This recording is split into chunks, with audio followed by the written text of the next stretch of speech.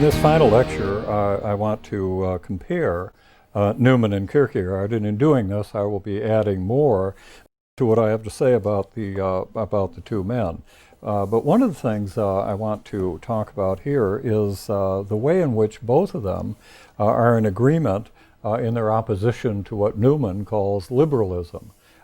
He defined that earlier as the anti-dogmatic principle, and we might think that that doesn't quite match what we've seen about Kierkegaard. But I would say mutatis mutandis, that this opposition to liberalism is present in Newman as well, if we understand it to mean the reduction of the Christian faith to simple philosophical truths, the confusion of Christ the teacher with the human teacher, with Socrates and so forth.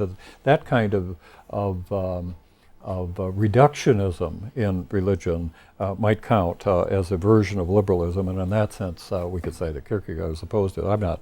I wouldn't go to the wall for that. But because what I really want to talk about is what Newman means by liberalism and his opposition to it. We've had occasion to cite the passage in the Apologia in which he refers to liberalism and his opposition to it, and again says it's the anti-dogmatic principle. But what we have in the Appendix A of the Apologia is a extended discussion of liberalism, which is meant to underwrite what he said there rather briefly in the text itself. It is a remarkable passage. It's an article unto itself. He knows that there are certain Catholics who are called liberals, and he doesn't have in mind Montalembert and Father Lacordaire, he says. What he has in mind is the liberalism as he will define it in this appendix, and that's what we want to turn to. He says, if I hesitate to adopt their language about liberalism, I impute the necessity of such hesitation to some differences between us in the use of words or the circumstances of country. What I meant as a Protestant by liberalism is what he's going to set forth here. Notice how, in retrospect, Newman just refers to himself as a Protestant. What does he mean? What does he mean in more detail by liberalism as it affected his own life? This is the Apologia. We don't expect a kind of abstract disquisition on liberalism, certainly not at the beginning. He tells us more about his life at Oxford and at the University of Oxford, the Oriel College, where he became a fellow. And there he was brought into company with some very knowledgeable people, sophisticated ones, who considered themselves that way as not like the rest of men. They were Oxford dons, but they were the elite of the place, and they looked down upon the majority of colleges. Thus was formed an intellectual circle or class in the university. Men who felt they had a career before them, as many of them did, as soon as the pupils whom they were forming came into public life. Men whom non-residents, whether country parsons or preachers of the Low Church, on coming up from time to the old place, would look at, partly with admiration, partly with suspicion. Now what Newman is seeing in this group that he became a member of at Oriel College was what he calls the pride of reason. And remember those stanzas from Lead Kindly Light that I read in an earlier lecture. It seems to pick up the same accusation, self-accusation on Newman's part of his earlier views. Liberty of thought is in itself a good, Newman notes, but it gives an opening to false liberty. Now, by liberalism, I mean false liberty of thought, or the exercise of thought upon matters in which, from the constitution of the human mind, thought cannot be brought to any successful issue, and therefore is out of place. What are such things? that are not to be turned on by thought, or one, it would be false liberty on our part to subject them to analysis or critique. Among such matters, Newman says, are first principles of whatever kind, and of these the most sacred and momentous are especially to be reckoned the truths of revelation. First principles, starting points in the natural order. Doubtless Newman, as an Aristotelian, would have in mind the principle of contradiction, that a thing cannot be and not be at the same time and in the same respect. Of course, philosophers are going to talk about that, but some philosophers have sought to deny it, as Protagoras did. And this is false liberty of thought. It's an abuse of liberty. It's not using the mind freely to think of something that is true. It's using the mind in order to deny what cannot be denied. Even the denial pays deference to what seemingly is denied. But added to that, and not without significance, for Newman are the truths of revelation. These are not to be subjected to kind of rational scrutiny or skepticism of the kind that he felt was indeed in play in many places. Liberalism, then, is the mistake of subjecting to human judgment those revealed doctrines which are in their nature beyond and independent of it, and of claiming to determine on intrinsic grounds the truth and value of propositions which rest for the reception simply on the external authority of the divine word. One could certainly find a parallel to that kind of statement in Kierkegaard.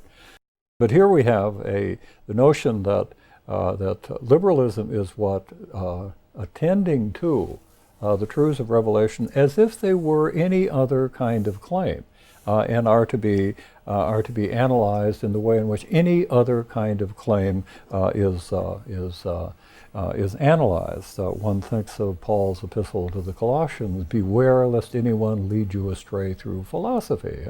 Videte nequis vos decipiat per philosophiam.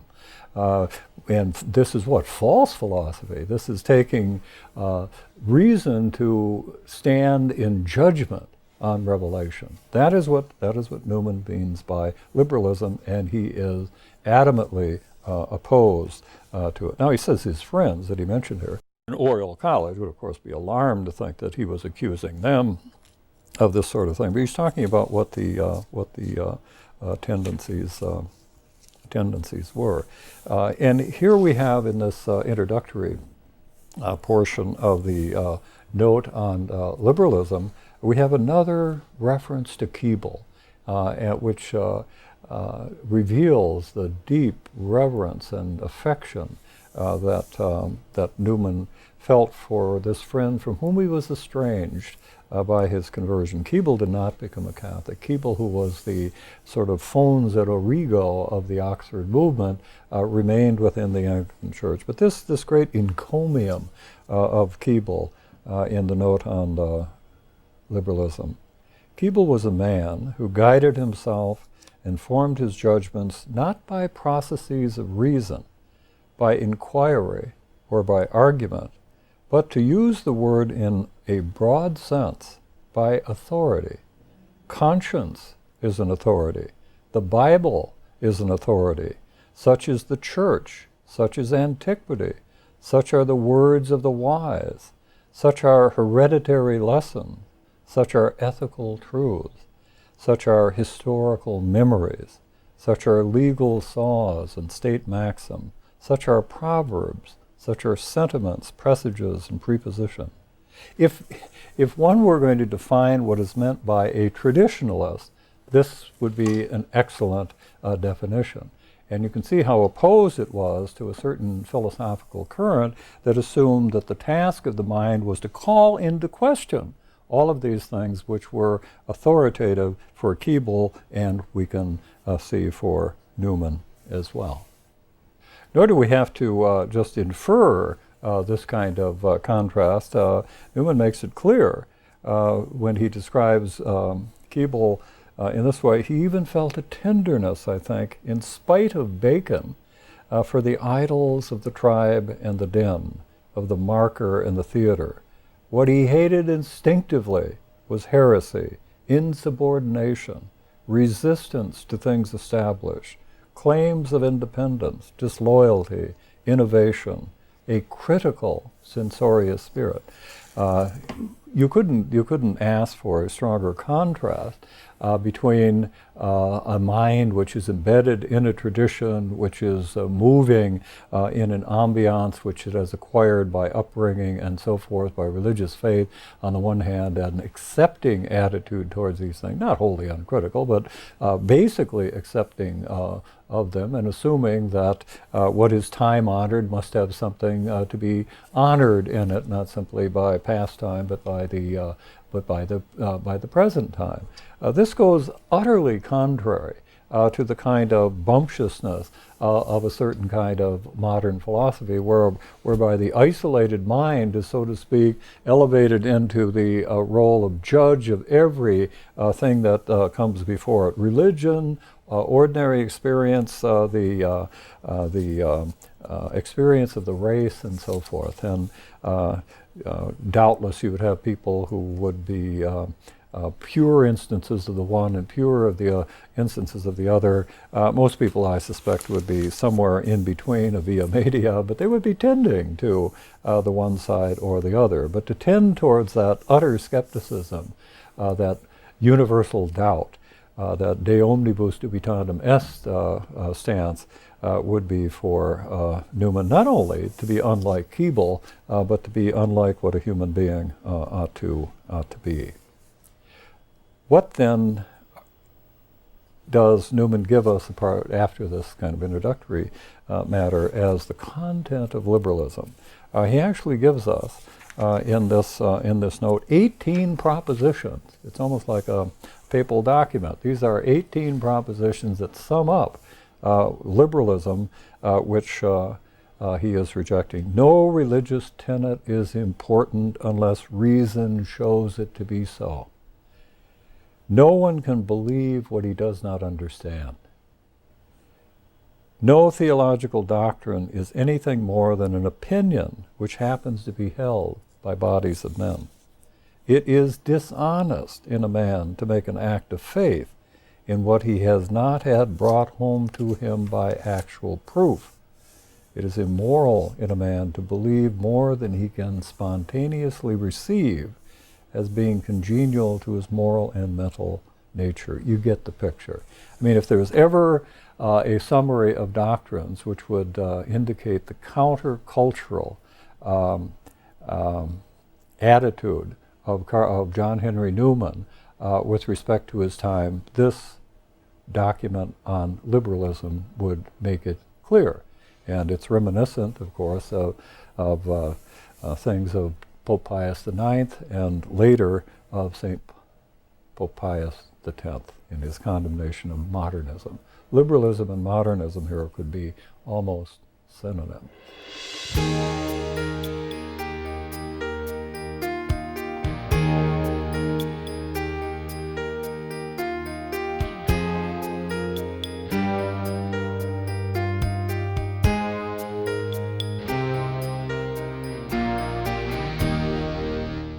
We can compare Cardinal Newman and Soren Kierkegaard by, I think, justly enough by saying they're two subjective thinkers, but with the caveats and qualifications that I've been mentioning over the course of these lectures. And I would like now to return to a point that I've made earlier to expand on what I mean by calling the two of them subjective thinkers. First of all, the point about the analogy between the ethical and the religious. I've mentioned that before. And I want now to spell that out in a way that would indicate the kind of subjectivism or subjectivity that I think we can attribute to Newman and to Kierkegaard, and the way in which, in understanding it as I'm proposing, some of the misgivings that we might have about what they say may very well disappear. You'll remember that when we were talking about Kierkegaard, and referred to the discussion of subjectivity is the truth, and the concluding unscientific postscript to the philosophical fragment, we cited any number of times that definition of faith that Climacus offers there as an objective uncertainty held fast in an appropriation process of the most passionate inwardness. That is the truth, that is the faith. That is what faith is, according to Kierkegaard. Now, what I want to note here is that that has always struck people as, well, wishing will make it so. All you have to do is get your emotions sufficiently geared up, and you can give your assent to any proposition, however uncertain or unlikely it might have seemed at the outset. It's just a matter of wearing down your resistance to it by whatever means or devices would occur to you, the most passionate inwardness, in Climacus's phrase. And in this way, the passage and discussion has been ridiculed by critics. Well, I suggest that we make note of this fact, that in the course of discussing subjectivity as the truth, Kierkegaard makes a very important reference to Aristotle. And it's a reference to Book 3, Chapter 10 of the De Anima of Aristotle, the work on the soul, and to a text which is the locus classicus for the distinction between theoretical reason on the one hand and practical reason on the other. And this distinction is invoked to make it clear, it seems to me, that what Climacus is talking about is practical reason. And given that, it's important to note what he has to say, or how he uses, rather, the analogy between the ethical and the religious Christian faith. The question, we've alluded to this before, but the question arises as to how is practical reason true? Now, in theoretical reason, we talked about this when we led up to the discussion of subjectivity as the truth some time ago.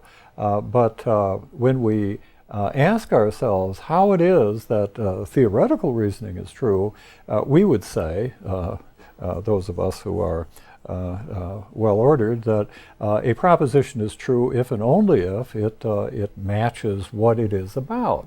So that snow is white, the proposition is true because snow is white.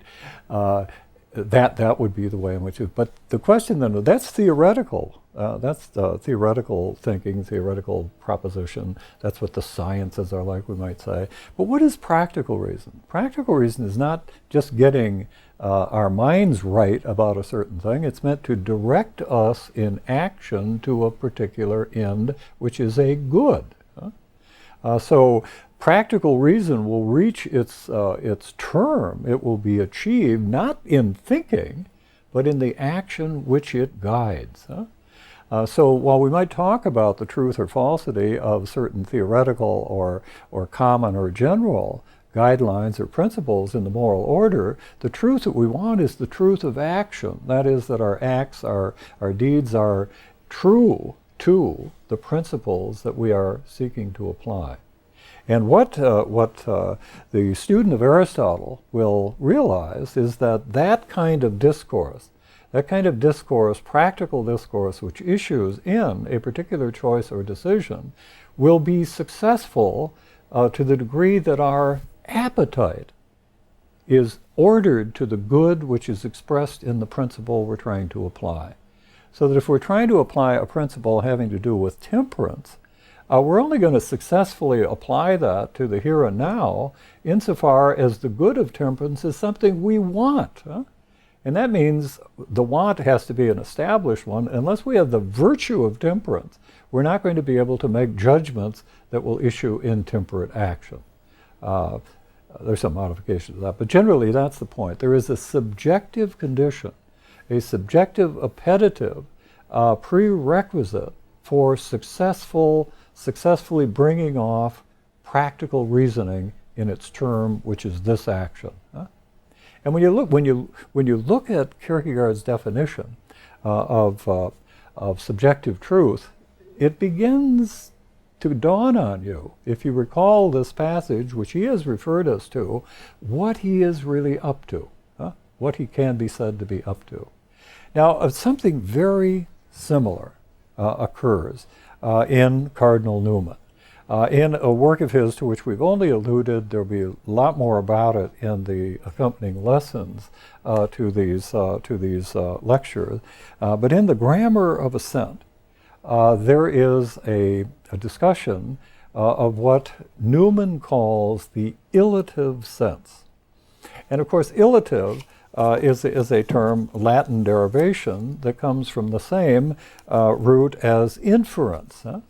And by calling it the illitive sense, he also talks about inference, Newman is clearly setting it off in a certain way and wanting to speak of it in a way that would be peculiar to his efforts in this work. All of the discussions of the Grammar of Assent are aimed at and reach their culmination in applications to religious knowledge or religious assent.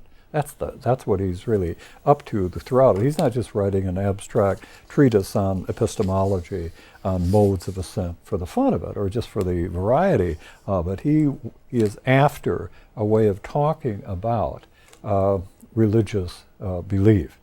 Now, the illitive sense, it's chapter 9 of part 2 of the essay in aid of a grammar of assent.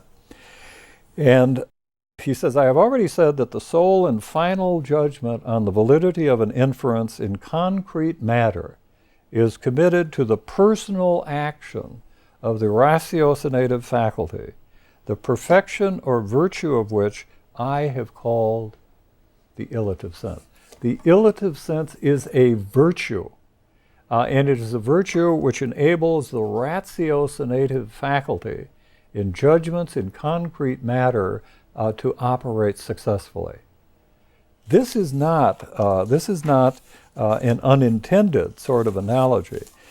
What do we find when we turn to this edition by Nicholas Lash, published by the University of Notre Dame Press, to page 277? We find mirabile dictu a reference to Aristotle. This time, not the reference that Kierkegaard gave to the distinction between the theoretical and practical from the De Anima. This has to do with the virtue, the discussion of the virtue of phronesis, or prudence, in Book 6 of the Nicomachean Ethics of Aristotle. And what we find here in a note, Newman's note to page 277, is the identification of what he calls the illitive sense with what Aristotle calls phronesis and what the Latins call prudentia, or practical wisdom. Though Aristotle, Newman writes, in his Nicomachean Ethics speaks of phronesis. Now notice, this is the great move. Though Aristotle in his Nicomachean Ethics speaks of phronesis as the virtue of the doxastikon, the ratiocinative, generally, and as being concerned generally with contingent matter, or what I have called the concrete, and of its function being as regard that matter to be true or false in the judgment about those concrete matters, he does not treat of it in that work in its general relation to truth and the affirmation of truth, but only as it bears on ta prakta, on practical matter, on what Newman calls the concrete. What does that tell us? What Newman wants to do is to take that virtue, which Aristotle called phronesis, what Thomas will call prudentia, which is a virtue of practical reason having to do with concrete decision, and Newman wants to universalize it over theoretical and practical thinking. That's the astounding thing about the discussion of the illitive sense, it seems to me, in Newman. And the Aristotelian would say, you can't do that, because how are you going to say? You'd have to say something like this in order to generalize it. Unless your heart is in the right place, you can't do geometry. Well, Newman is willing to take that on. And in taking it on, I think he draws our attention to something that is absolutely at the base, not only of his Oxford University sermon and of the Apologia Pro Vita Sua, but you might say it just permeates his thinking throughout. And that is, he knows, of course, that there's a difference between theoretical thinking and practical thinking. Practical thinking is involved with the concrete. It's the realization of a good which is expressed in a practical principle. How is it that one can apply that, say, to doing geometry? What Newman is forcing us to see here, in a way which perhaps we are disinclined to see, is this, that doing geometry is a human act.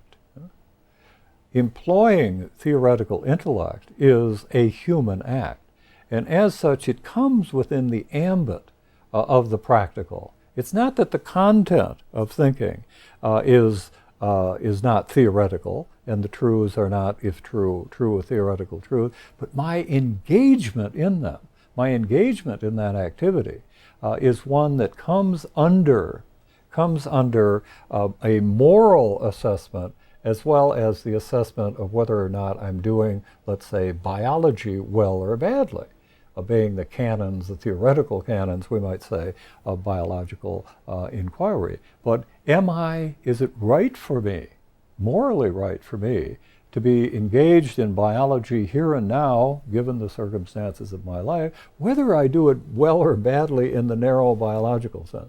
Newman, we might say, is calling our attention to that ineluctable fact about human behavior, that whether we are using our minds theoretically or practically, there is a practical ambience within which this takes place. And while that might seem to subjectifies everything, I don't think it does, but that it has a very peculiar and definite relationship to the discussion of faith is something that emerges from noting St. Thomas Aquinas' analysis of the act of divine faith.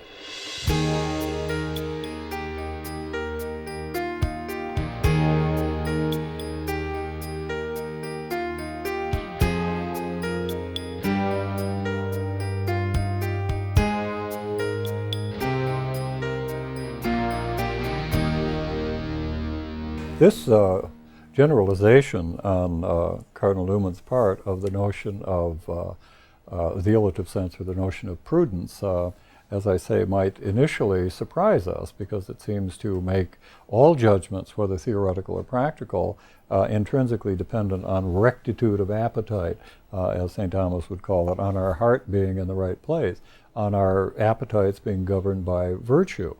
Now, there are, of course, theoretical virtues. Biology, which I mentioned, that would be a science, and that counts as a virtue. That is a perfection of the mind that one either has or doesn't. He acquires it. If one is a biologist, he's able to carry on that kind of activity. We expect him to be able to come up with certain results and the like. But notice the way I put it. We say he has that ability, he has that capacity. Having such a capacity does not, as such, make one willing to use it. I mean, that's a further step. If I am a biologist, my decision to use this capacity at a given point, let's say from 8 to 5, and to engage in inquiry, that's a choice that I make. That's a moral decision that I make. So that, as Thomas will put it, virtues like that, theoretical virtues, give us the capacity but not the will to use the capacity.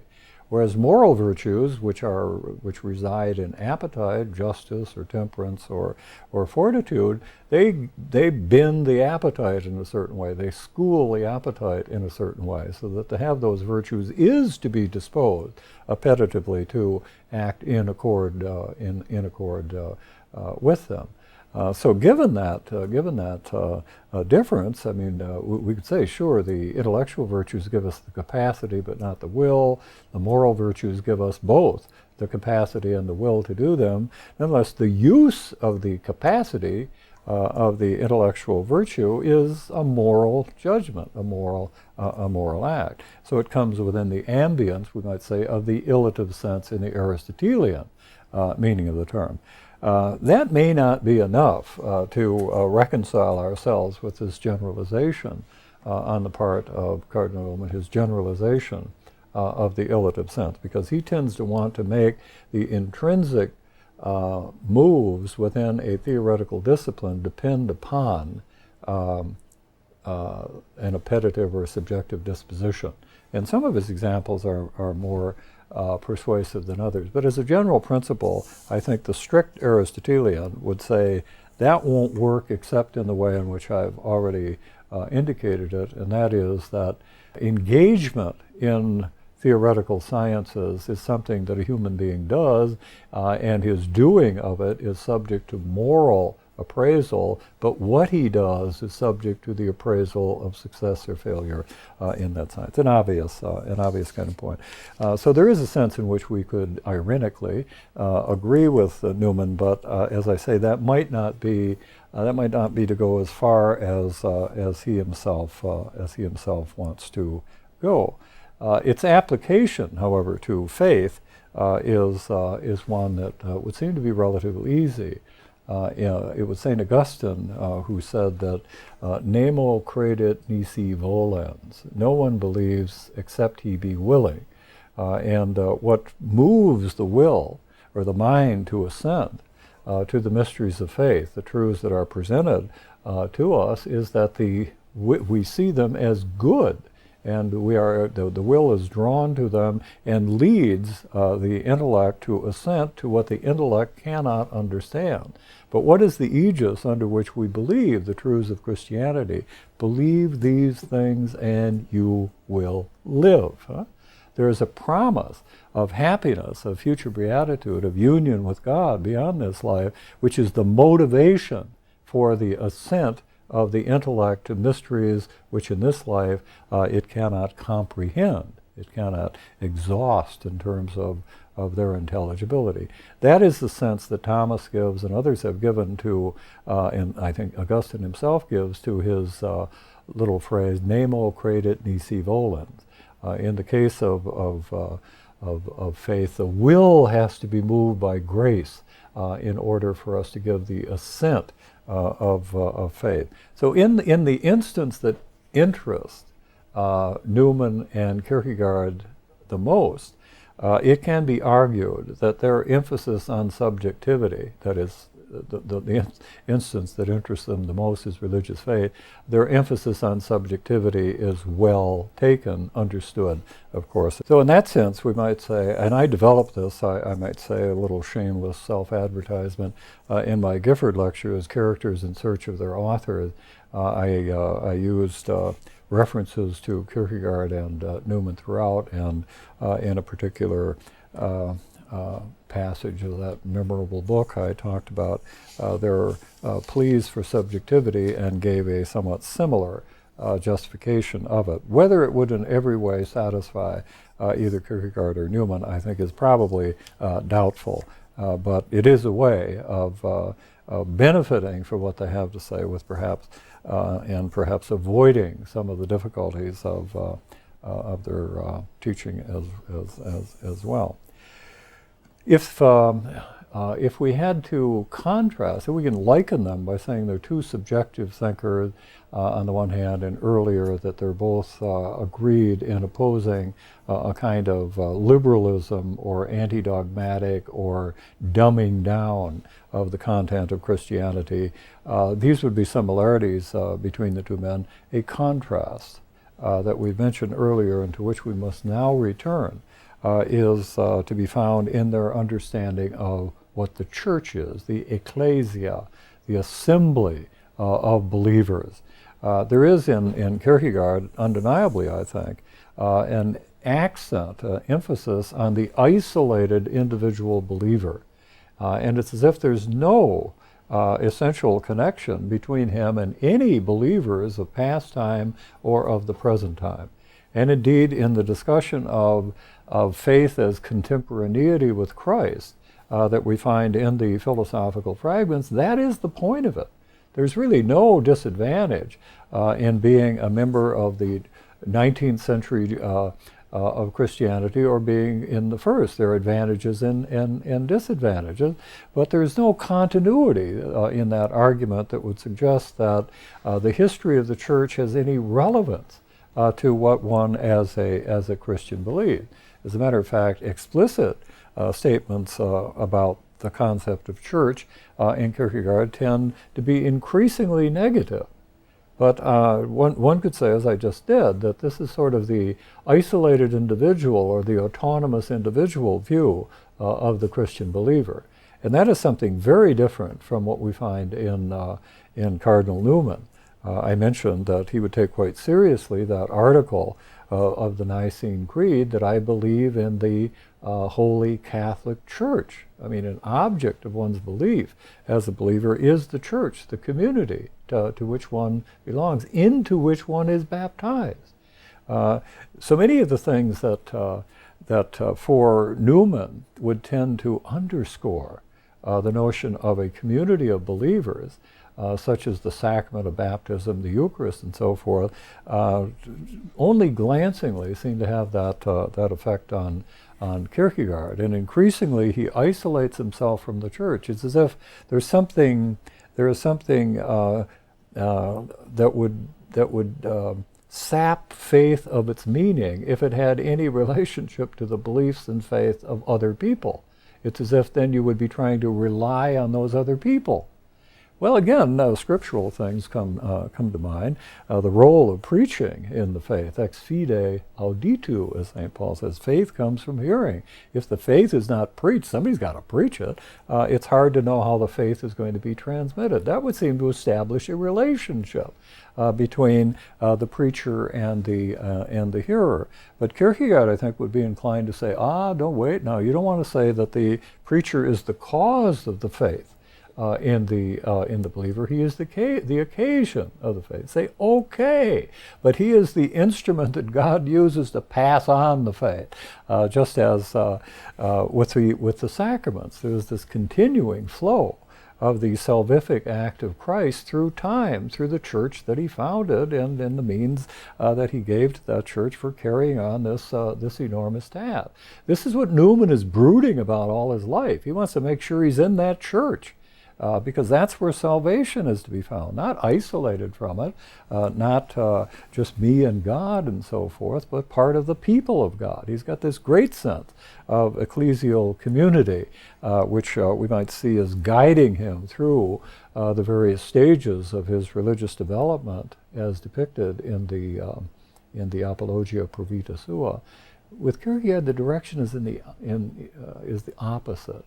I mean, it's in continuing isolation until we get that portrait that I think I've given already of the end of Kierkegaard, how he ended as isolating himself, denying the consolations of religion, seemingly seeing this as a temptation rather than an aid. Again, a very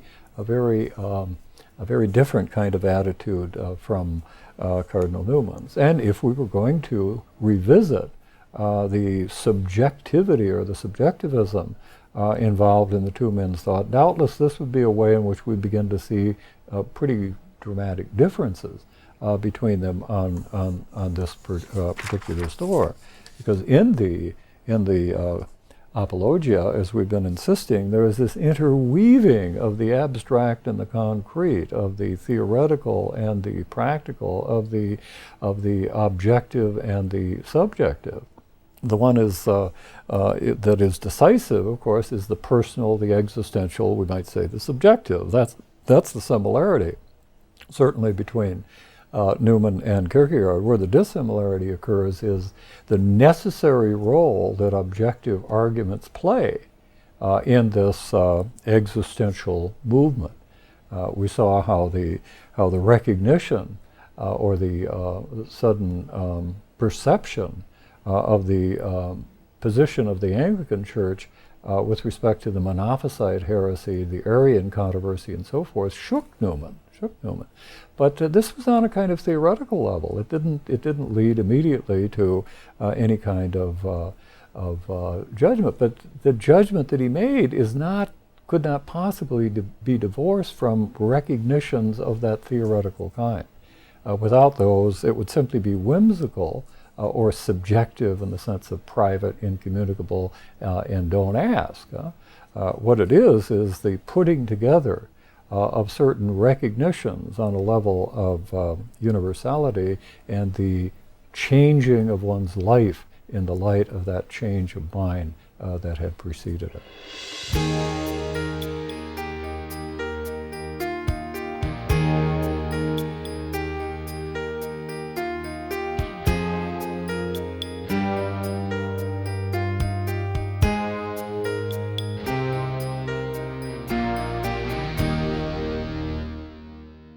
Well, I hope in these lectures I've given you some sense, impressionistic though it be, of the religious thought of Soren Kierkegaard on the one hand and John Henry Newman on the other. You can see that while in speaking of them I've alluded to certain philosophical aspects of their thought and the influence, negative and positive, of philosophers on them, they're inescapably theological in their interests. I've not said enough about Newman's contrast between natural religion and revealed religion, which is a very prominent and recurring phenomenon. It shows up at the end of the two parts of the grammar of assent, and that is a terribly important aspect of his thought. In the lessons that accompany these lectures, which will be found on our website, I will be going more into detail on some of these issues that we've touched on, and on others that simply I didn't have time to bring up in these presentations. So I'm aware of the fact that while I've tried to give some kind of unity to my presentation, it is selective, it is impressionistic, and so forth. And I can imagine someone giving quite different presentations of Kierkegaard and Newman. They'd be utterly false, of course, but this is, I'm being facetious, this has been perforce a selective and impressionistic one. For all that, I hope useful and a good introduction, if that is what this amounts to for you, into the thought of these two men, and a valuable reminder, if that's how it functions for you, of your previous reading and study of Kierkegaard and Newman. When we look at what influence the two men have had in subsequent time, they diverge considerably. Existentialism, as I mentioned, I think, popped up as a distinct and nameable movement after the Second World War, and under auspices that would make what was called existentialism very different from the thought of Kierkegaard. Some phenomenologists like Heidegger profess to find in writings of Kierkegaard analyses of subjectivity which could be wholly divorced from his interest in religion and so forth, and be put to a more straightforward philosophical or metaphysical or ontological task. But the heart of Kierkegaard was not carried forward there, and certainly not in the case of Jean-Paul Sartre, who in the mid-40s published of the 20th century, published a little work called Existentialism is a Humanism. Existentialism is a humanism, and it's we can see influences on Sartre of Kierkegaard, but what overwhelms us is how Kierkegaard is read out of the group as far as what an existentialist was made.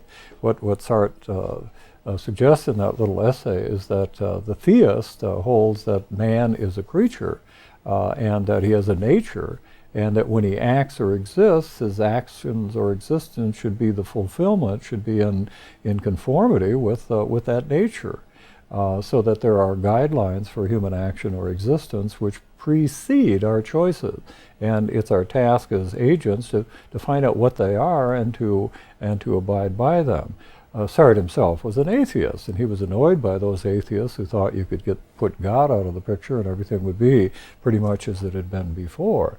You put God out of the picture, human nature goes out of the picture as well. And that means that there are no guidelines for what I do. I'm totally and utterly free. Sartre summed up what he meant by the theistic view by saying, for the theist, essence precedes existence. For the existentialist, existence precedes essence, and for the atheist. So to be an existentialist in this sense, with a primacy on a sort of untrammeled freedom, is to be an atheist. Well, that of course leaves Kierkegaard out of the picture. It's hard to know how much we should blame earlier thinkers for the influence that they have on later thinkers, which in this case seems to be being influenced by everything but what was essential to the man, namely Kierkegaard. For all that, Kierkegaard has had a great influence on Protestant theology. And of various kinds, and sometimes ways that are welcomed by Protestants and sometimes are not. But if there's something that comes through, I think, to everyone who reads Kierkegaard, it's the emphasis on, to use that scriptural passage again, be ye not hearers of the word only, but doers also. It's that doing, that existence, that becoming a Christian that is the task of the believer. And Kierkegaard's great contribution, I think, to the body of believers is to keep our eyes focused on that.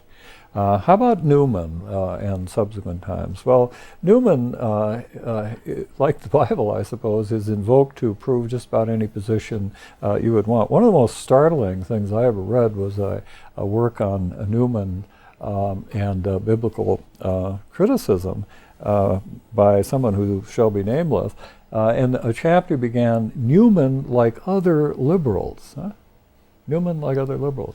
Knowing the appendix to the Apologia and his sustained critique of liberalism, that is an astonishing kind of statement. But it does suggest a way in which many dissident Catholics after Vatican II would invoke Newman as if he were very much on their side in rejecting magisterial teaching or interpreting the documents of Vatican II in ways that were surprising to the authors of those particular documents.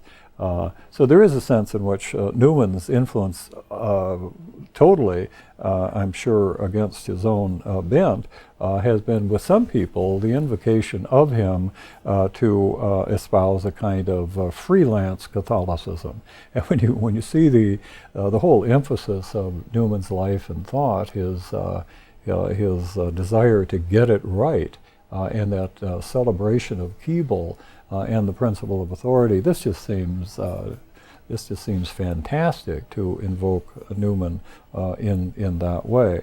Often what's invoked is on consulting the faithful in matters of religion, which is sometimes read as if it were some kind of resort to a poll in order to figure out what it is that we believe. Certainly having nothing to do with what Newman said or believed. And then his letter to the Duke of Norfolk, in which he famously said that if he was asked to drink a toast to the Pope, he would drink first to his conscience and then to the Pope. And this is considered to be a kind of anti-papal statement. No one can read the thing and put that kind of construction on it. I have elsewhere shown the Thomisticity of that particular remark of Cardinal Newman in the letter to the Duke of Norfolk. A passage or an essay of Newman's that I would like to draw attention to is the Tamworth Reading Room. And I would urge you to read that if you want to read a very humorous and polemical put-down of the kind of utilitarian notion that if you only had a library and people read, they would somehow become what they ought to be. This sort of silly equation of intellectual or cultural, intellectual culture with being something more or less automatically as a result of knowing something. As if knowledge were virtue. That's one of the things that shows up as a condemned principle in Newman's discussion of liberalism. Finally, a passage that you'll find in the Idea of the University called The Form of Infidelity of the Day. in which Newman contrasts the 19th century and the Middle Ages by saying in the Middle Ages things must have been tough because there you had heretics who were in the church, who were milling around with other believers and were undermining the faith by the positions that they held. In the 19th century, Newman says, we are in this happy position of having all of our foes outside the church arrayed against it, and things are much clearer than they were in the Middle Ages. It sometimes seemed to some of us that we live now in the worst of times because not only do we have foes outside the walls, but we have foes within the walls as well. I mentioned the sadness of Kierkegaard's end, and I have a picture of Kierkegaard's tombstone. You can see that his tomb in Copenhagen. We find Newman's instruction as to his own tombstone. He lived long enough to be able to think about matters like this, as did Hilaire Belloc, who spent much of his last decade writing epitaph to himself, one of which I will give you. Belloc said, "When I am gone, may it be said that his sins were as scarlet, but his books were red." Well, maybe if you and I live that long, we'll amuse ourselves. But Newman is not amusing. He's a serious man. But here is what he wants on his tombstone and what he got. Johannes Henricus Newman, ex umbris et imaginibus in veritatem. And then a place for the date and requiescat in pace. That is, we might say, the theme of Newman's life. It is the motto on his grave: from shadows and images to the truth. And it is a trek that he took himself, that he has narrated for us in his own life, and reading him, pondering him, has helped many others make that same journey from shadows and images to the truth. It is a good description of our earthly life and the destiny to which ultimately we are called.